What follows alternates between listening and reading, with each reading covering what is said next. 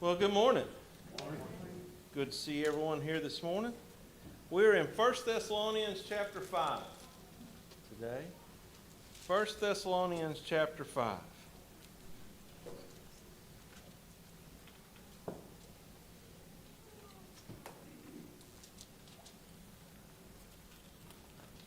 you're visiting with us, we're glad to have you with us.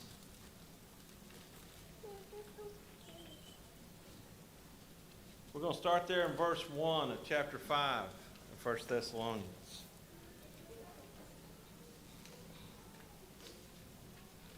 We talked about last week about, I guess the Thessalonians had questions about what happened once you passed on. Once you died from this earth, would you receive eternal life? And of course, we went through it last week about how Paul explained that to them. That they, just because they was asleep doesn't mean they was going to miss out. They're going to be right in the middle of it. So let's look here in verse 5, in chapter 5, verse 1. Now, as to the times and epochs, brethren, you have no need of anything to be written to you. For you yourselves know full well that the day of the Lord will come just like a thief in the night. You know, at that time I think they was looking for Jesus to come soon. I mean, they expected to see him. But he's wanting them to understand, we don't know when he's coming. The only one that knows is God. Okay? That's the reason he's saying you understand that he comes like a thief in the night. When you think about a thief in the night, what comes to your mind? No warning. You're not expecting it, are you? You're not expecting it. Because, I mean, everyone in here, you know, if someone was coming to steal your stuff at your house, would you be waiting on them? You'd be prepared, wouldn't you? Okay? You'd take action to be prepared for that, to try to prevent that. Lock your door. Okay? But there's a lot of people that still get things stolen every night, didn't they? Every day. They lose their stuff. Why? Wasn't prepared. Came as a thief and they wasn't expecting it. And that's the same way that the Lord, when he comes back, you're not going to know it. You're not going to expect it. Verse 3 now. While they are saying peace and safety, then destruction will come upon them suddenly like labor pains upon a woman with child, and they will not escape. This just goes along with that not expecting. They're going around like they're on their daily lives, and all of a sudden it'll hit them.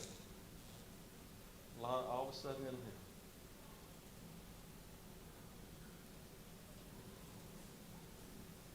And the thing about it is, when you look at that last part of that verse, and it says, they will not escape.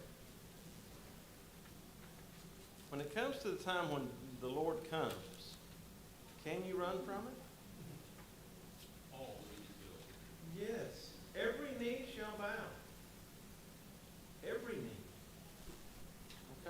Okay? And it's going to happen, and all of a sudden it's done happened. It's done happened. No, there's no escape. Verse 4, but brethren are not, but you, brethren, are not in darkness, that the day would overtake you like a thief. For you are sons of light and sons of day.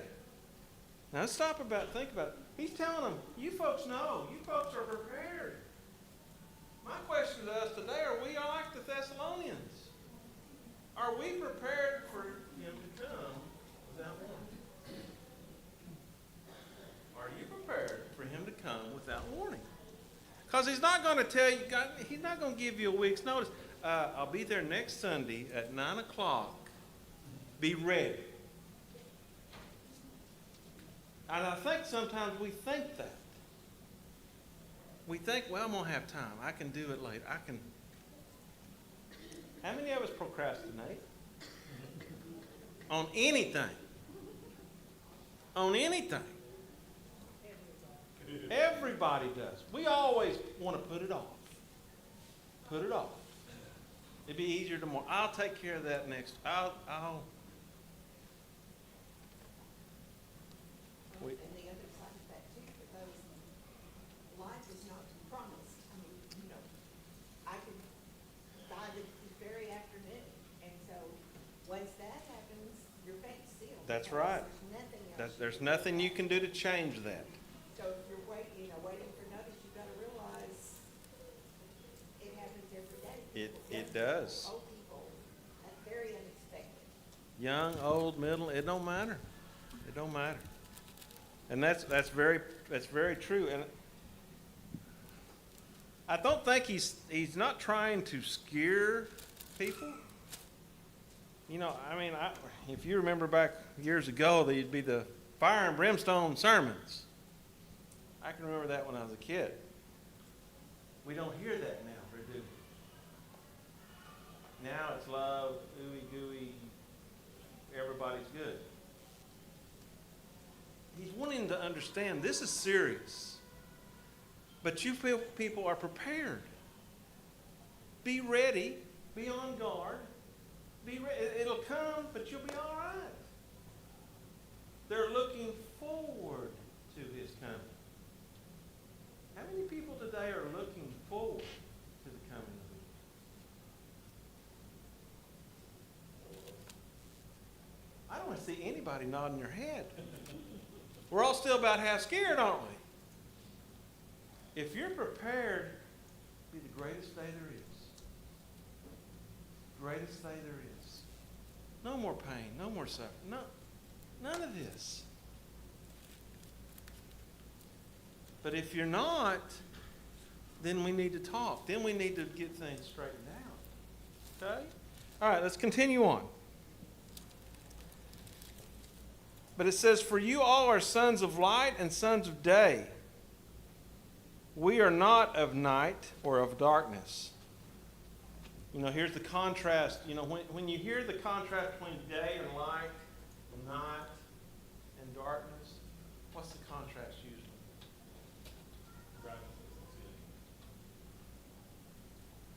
Righteousness and sin. That's what he's wanting to understand. Continue the path that you're on. Continue the path that you're on and you'll be fine. So then let us not sleep as others do, but let us be alert and sober. For those who sleep do not sleep at night, and those who get drunk at night. But since we are of the day, let us be sober. Now you stop and think about that. He's telling them what? He's telling them what? Be on guard. Be ready. Don't let your guard down. Have you ever been around somebody that's let their guard down? Instead of being a true Christian, they've slipped and they've went and done other things they shouldn't have? But I want you to look at the next part, what he's going to say. Let us be sober, having the breastplate of faith and love, and as a helmet, the hope of salvation. He's wanting to understand here, be on guard, have your armor set. Don't let these things waver. Some things you can kind of get by, but these are some things that you've got to have. Got to have. That's the first time I've heard her cry. That's great. But he's wanting to understand, be prepared, have that faith and love, and as your helmet, hope of salvation. For God has not destined us for wrath, but for obtaining salvation through our Lord Jesus Christ, who died for us, so that whether we are awake or asleep, we will live together with him. See the encouragement that he's given these folks? See the encouragement? What can we get from that? Same thing, guys. Same reward is there for us. The same thing. My question to you today, do you kind of think about that in your lives today? Do you worry about that? Do you even consider it? I think the older you get, the more you consider your mortality. You read my mind. Ah, yeah. Hey, as I get older though, when I think about it, like you said, I'm ready, try to stay ready. You're prepared. That's right. That's right. We all hear the analogy, if you're 18, you're what? 10 foot tall and bulletproof. You think you can do anything, you're going to live forever. But once you get the little season to you, you understand that's not the case. That's not the case. Now look at verse 11. Therefore, encourage one another, build up one another, just as you are doing. The Thessalonians here was encouraging one another, brothers and sisters in Christ. Let me ask you this. You don't have to raise your hand. You don't have to. Do we do that today in Stigler, Oklahoma?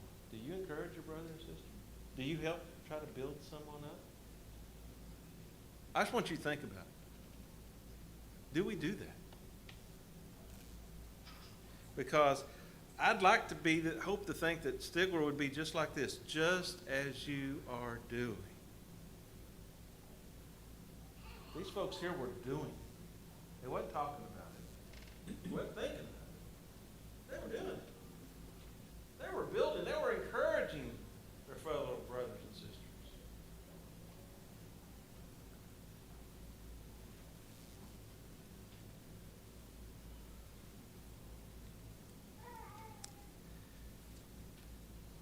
Now in verse 12, we're kind of changing topics just a little bit. It goes from the day of the Lord, and mine has at the top of this one is Christian conduct. Christian conduct. But we request of you, brethren, that you appreciate those who diligently labor among you and have charge over you in the Lord and give you instruction, and that you esteem them very highly in love because of their work. What's he saying there? The elders and deacons, some of them, but then everybody else that helps. Okay. I think the key, we need to appreciate those, but it says people that are doing what? Diligently laboring among you.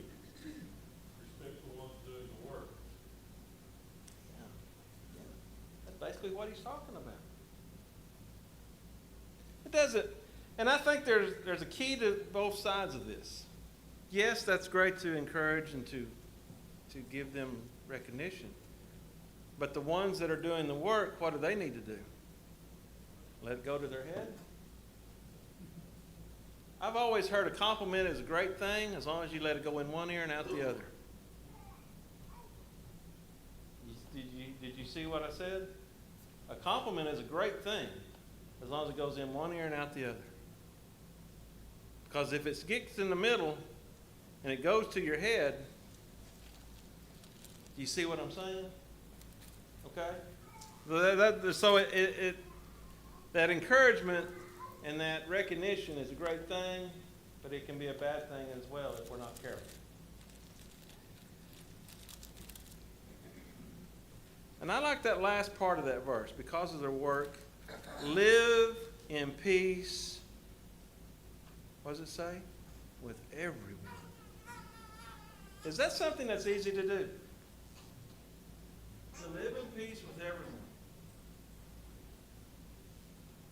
There are just some people that are just great on you, don't they? You just can't argue. You can't do that, you think. So what are we supposed to do? Love our enemies. Let's work on that. Live in peace with one another. And I think in another verse it says, as much as depends upon you, do your part. You can't control what someone else does. Okay? If they want to cause trouble, if they don't want to get along, let them go. But you've done what is right. You've done your part in that relationship. Okay? There's just some things that you can't control what other people do. We urge you, verse 14, we urge you, brethren, admonish the unruly, encourage the faint-hearted, help the weak, be patient with everyone. Now let's go back and look at this just a little closer. What does it mean there when it says admonish the unruly? No, Point it out. Yeah. love is, this kind of love is not the love that's all peaches and cream all the time. That's right. Sometimes you got to spank. Yeah, that's exactly right. Maybe a little correction here. Yes. Little correction. Admonish. You know, they may need that. Have you ever, these young parents are finding it out. You have to admonish your children every once in a while. Correct, whatever that might be, time out, whatever. There's no such thing. But you have to show them the straight and narrow. You have to show them the way.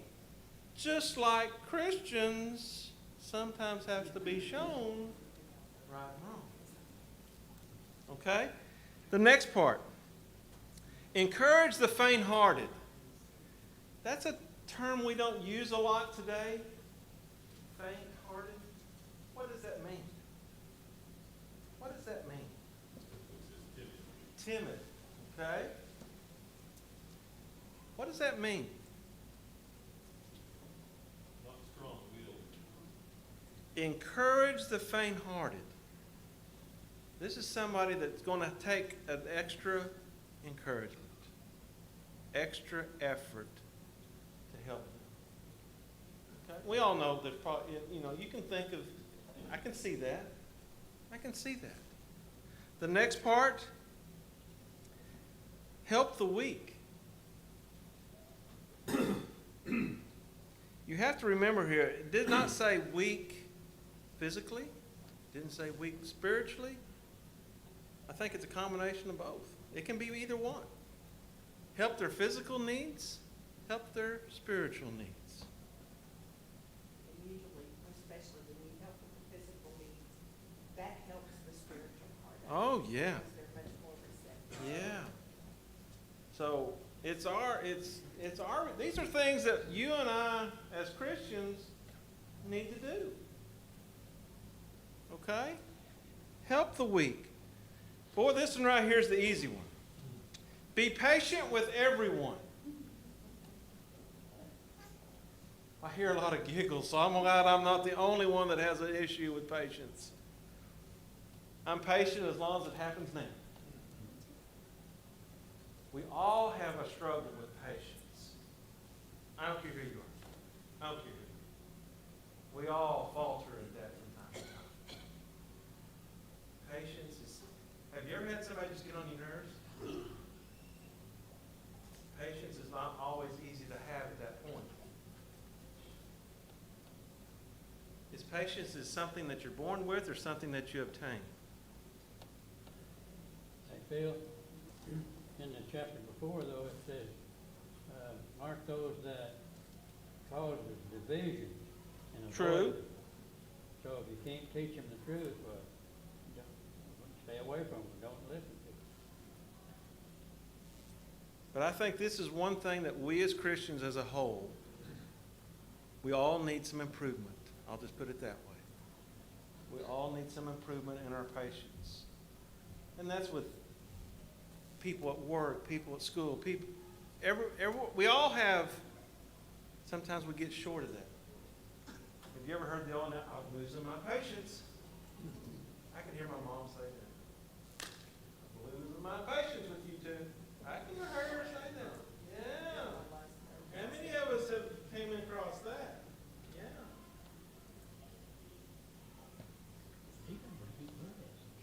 Be patient with everyone. Verse 15 now. See that no one repays another with evil for evil, but always seek after that which is good for one another and for all people. Now let me repeat that one more time. See that no one repays another evil for evil, that a problem today? How many of us, if somebody does something to us, what do we want to do? And usually just a little harder than what they've done to us. Yes, plus interest, that's right. Hey, Bill, if it happens to be something serious, like trying to shoot you go to the police, because God has prepared all of that for us. That's true. But I think the key to it is the repaying part. What did Jesus do about when they was getting ready to crucify him? What did he do? Turn the other cheek? Is that what I heard? Think about that. He could have struck them all down and just ended this problem right off the bat, but he didn't. He could have, but he didn't. It's not an easy thing to do when someone wrongs you not to get back at them. It's not easy. Because there's things people do that you just, what in the world? Why did they do that? But always seek after which is good for one another and for all people. How many of us have ever heard the analogy, look for the good? Seek out what is good. Seek out what is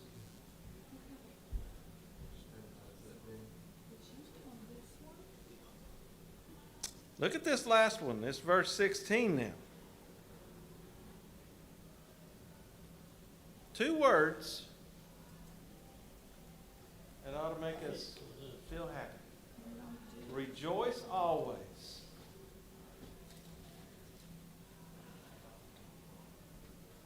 What does that mean, rejoice always? Even when it's hard, facing the hardest challenge you've got, we can rejoice because we know we have someone that can show us that answer. Maybe not right this moment, but we know there's an answer. We know there's a purpose. So we can rejoice knowing that in the end we'll have the answer to all this. That's very true. Very true. But how come we have a lot of times, most Christians have a sour look on their face? We do, at times. Rejoice always. We ought to be the happiest people in the world. And we ought to be telling why we're happy. I'm just saying. I'm not saying we do that like we should, but I'm just saying we should. Now this next part. Pray without ceasing. Does that mean we need to go around for head down, praying all the time? What does that mean? Well, just keep God on your mind and what He has said, and be thankful for it. Okay, okay. I've heard one analogy, a prayerful attitude. That works. Just ask to receive. You don't ask, you expect to receive. My thing is we look at prayer as something that we do at church and we do before we eat. That's how we want to focus prayer on. Prayer is what? Talking to God. Talking to God. Communicating with God. Do we do that? Like we should. Pray without ceasing. That means pray when it's good, pray when it's bad, pray when it's just about even. It don't matter. Pray to God. It doesn't. It don't have. Something happens, you're just a quick, God, take care of this. Yeah. Whatever, it doesn't have to be that formal, what we consider a prayer. No, that's right. That's right. So many times we just, help is something that we want to ask God. Or, would you do this? Or we want this. Or, yeah, yeah. This is one that's pretty common. All the things you receive, we didn't even say thank you on a regular basis. Exactly. It's not always give me, it's sometimes thank you for all You know, you give. you stop and think about that. Do you really consider how blessed you are? I mean, just If you ever just take a minute and just look at your look at everything that's going on. I know we have things that's going on, but in the grand scheme of things, look how blessed we are to live where we're at, do what we're doing. And so many times we don't even say thank you to God for that. And we've got to remember too, there are times when we don't even know how to pray for something, but we can still go to Him Yeah. and say, I don't have any idea, but you know. That's right. And, because That's there are right. situations sometimes that are, your mind just gets so busy, I guess, that we can't even figure out exactly, well, we don't know exactly what we need to pray for in some situations. That's right. The Bible tells us if we serve God right, all of these good things will be given to us. That's true. That's true. We're going to stop right there. I think we're out of time, and we will continue on this thought because it talks about giving thanks next. So we'll talk about that next week.